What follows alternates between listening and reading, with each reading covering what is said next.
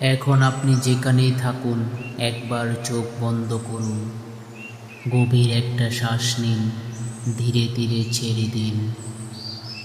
দুশ্চিন্তা কি জানেন?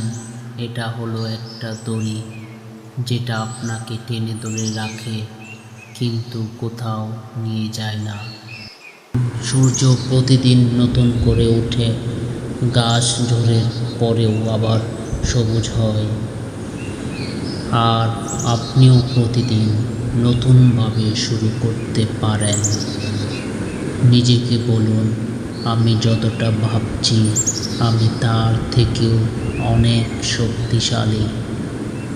আজকের টেনশন কাল আর থাকবে না, কিন্তু আজকের হাসি সেটাই আপনাকে বাঁচিয়ে রাখবে। তাই হাসুন, শান্ত থাকুন, কারণ আপনার জীবনের সেরা সময় এখনো সামনে আছে।